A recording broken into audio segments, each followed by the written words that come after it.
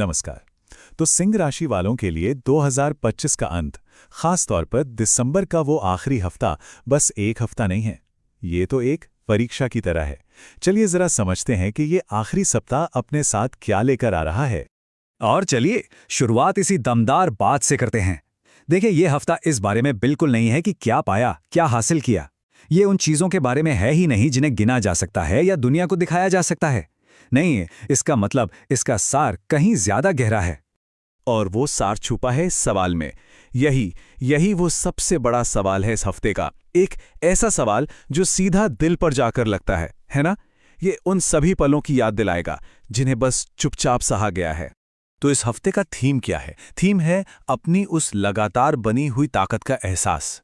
ये एहसास कि अरे, हमेशा तो सबके लिए मजबूत बन के खड़े रहे, लेकिन उसी मजबूती के पीछे एक सवाल है, एक अनकहा सवाल जो शायद किसी ने पूछा ही नहीं, कि क्या थक गए हो?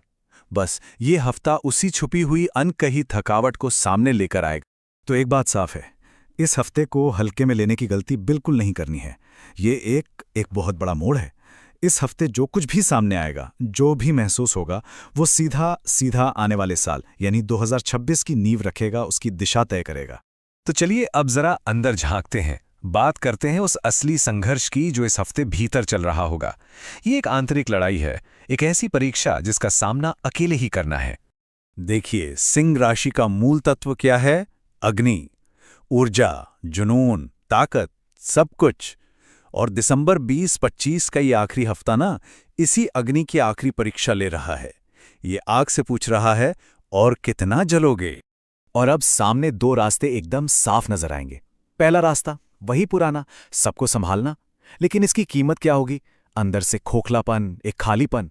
और दूसरा रास्ता खुद को भी संभालना, और ये वो रास्ता है जो 2026 में मजबूती से आगे लेकर जाएगा। चुनाव तो खुद ही करना है। और पता है, ये संघर्ष सिर्फ मन का नहीं है, ये तो ग्रहों का दबाव भी है। एक तरफ है सूर्यदेव जो कहते हैं, सिंह तुम तो रोशनी हो, तुम मजबूत हो, बस बने रहो। और वहीं दूसरी तरफ है शनि जो कर्म और सच्चाई का आईना दिखाते हैं। वो याद दिला रहे हैं, लेकिन ये सारा बोझ अकेले उठाने के लिए नहीं है। बस यही टकराव, यही खींचतान इस गहरे सवाल पर लाकर खड़ा कर देगी। ये हफ्ता अहंकार को नहीं, बल्कि उस अहंकार के मुखौटे के पीछे छिपी हुई असली थकावट को सामने लाएगा। सवाल ये उठेगा कि क्या ये जिंदगी सिर्फ दूसरों के लिए जी जा रही है, या इसमें खुद के लिए भी कोई जगह है? तो ठीक है, ये जो अंदर की उथल पुथल है, ये जिंदगी के अलग अलग हिस्सों में कैसी दिखेगी? चलिए अब देखते हैं कि इसका असर करियर, पैसों और रिश्तों पर क्या होने वाला है। सबसे पहले करियर की बात करते हैं।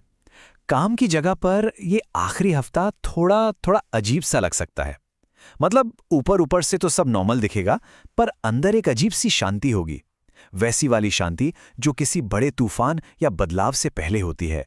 होगा क्या कि काम वही है, जिम्मेदारियां भी वैसी हैं, पर शायद मन नहीं लगेगा, एक जुड़ाव महसूस नहीं होगा।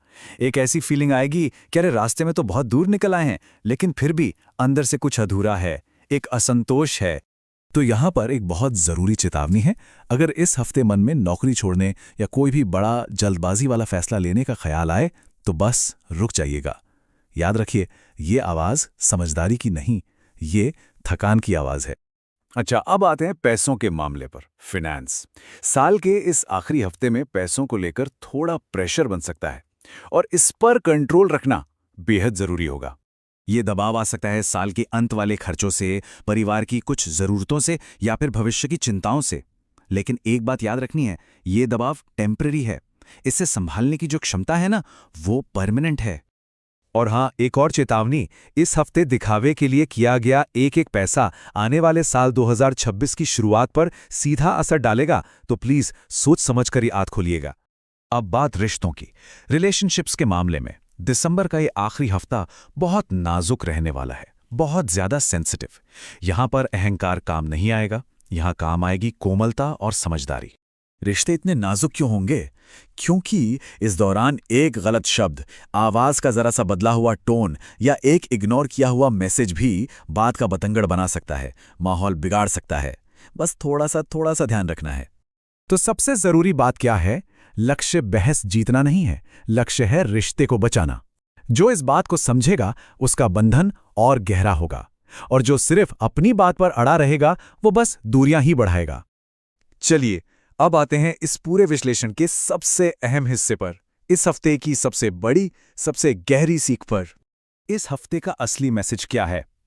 देखिए, ये हफ्ता ये नहीं कह रहा कि और मजबूत बनो, बिल्कुल नहीं। ये कह रहा है कि मजबूत होने का दिखावा करना बंद करो, अपनी कमजोरी को, अपनी थकावट को मानना सीखो। और इस एक बात को हमेशा याद रखिएगा, यही साल जो चुपचाप अंदर से इतना भारीपन दे रहा है, थका रहा है, वही साल असल में कमजोर नहीं बल्कि पहले से कहीं ज्यादा मैच्योर और समझदार बना रहा है। ये संघर्ष ही तो ग्रोथ है। तो इस नई समझ के साथ अब 2026 का दरवाजा कैसे खटखटाना है, ये समझना बहुत जरूरी है। याद रखिए, साल खत्म हो रहा है, कहानी नहीं। आने वाला साल 2026 सम्मान तभी देगा जब 2025 को बिना किसी गुस्से या कड़वाहट के जाने दिया जाएगा। इसे एक सबक की तरह अपनाइए, बोझ की तरह नहीं।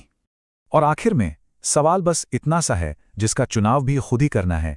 क्या सिर्फ अपनी ताकत दिखाने वाला एक शेर बने रहना है, या फिर अपनी कमजोरियों को समझकर अपनी प्रजा का, अपने लोगों का ख्याल रखने वाला एक सच्चा राजा बनना है?